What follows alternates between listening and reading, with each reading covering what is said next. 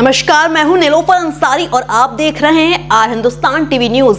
आइए नजर डालते हैं आज की खास खबर पर। अयोध्या में भगवान श्री रामलला के प्राण प्रतिष्ठा समारोह को लेकर सर्किट हाउस में बैठक हुई, जिसमें भाजपा के शीर्ष पदाधिकारी, जिला प्रशासन व ट्रस्ट के पदाधिकारी बैठक में शामिल हुए। भगवान रामलला की प्राण प्रतिष्ठा के बाद भी 48 दिनों का एक विशेष कार्यक्रम आयोजित किया जाएगा। श्री राम जन्मभूमि तीर्थ क्षेत्र ट्रस्ट के सदस्य अनिल मिश्रा ने कहा कि प्राण प्रतिष्ठा को लेकर प्रशासनिक व्यवस्था के साथ ट्रस्ट की बैठक हुई है।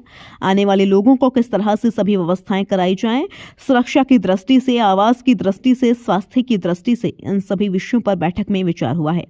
अयोध्या आने वाले श्रद्धालु, चाहे वह 22 जनवरी को आमंत्रित अतिथि हो या फिर 22 तारीख के बाद आने वाले श्रद्धालु हों, उन्हें अयोध्या आने पर किसी प्रकार की कोई दिक्कत न हो। ट्रस्ट इस पर विचार कर रहा है। दर्शन आसानी से हो, प्रसाद मिलने की सुविधा हो, रहने की व्यवस्था हो, जाड़ा है, ठंडक है, इन सारे छोटे छोटे पहलुओं पर ध्यान में रखकर व्यवस्थाएं की जा रही हैं।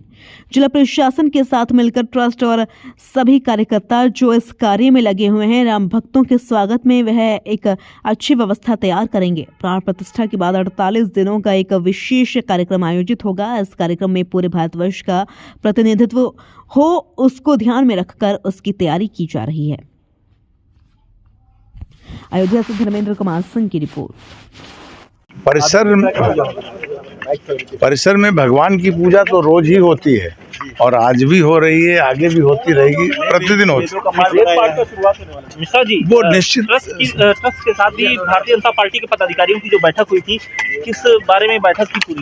सब कार्य जो आने वाले श्रद्धालु हैं देश भर से, चाहे 23 तारीख को निमंत्रित बंधुओं की बात हो, चाहे 22 तारीख के बाद आने वाले देश भर के अधिसंख्य श्रद्धालुओं की सुविधा की बात हो, इसीलिए सब लोग मिलजुल करके एक ऐसा प्रयास कर रहे हैं कि किसी को किसी प्रकार का कोई कष्ट न हो, दर्शन आसानी से मिल सके, प्रसाद की सुविधाएं हो सकें, रहने की व्यवस्था हो सके, स्वास्थ्य के लिए ध्यान दे करके, जाड़ा है, ठंडक है, पानी बरस सकता है, इन सारे छोटे छोटे पहलुओं को ध्यान में रख के ये बैठकों का काम चल रहा है।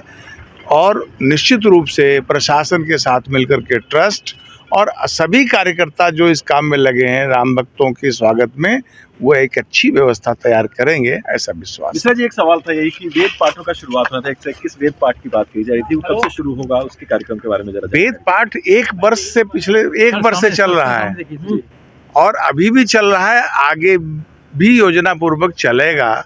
वेद पाठ कोई आज का नहीं, वहाँ पर जाकर देखिए 2-2 स्थानों पर वेद पाठ का क्रमिक पूजा पद्धतियाँ भगवान के यहाँ जिस दिन से मंदिर का निर्माण शुरू हुआ है वो काम जारी है, आज भी जारी है, पहले एक वर्ष से चल रहा है। प्राण प्रतिष्ठा को लेकर विशेष रूप से कोई ऐसा कार्यक्रम की 121 वेद पाठी यहाँ पहुँच रहे हैं अयोध्या और वो अनुव्रत करेंगे 22 तारीख तक, इस तरह का कुछ कार्यक्रम यदि होगा?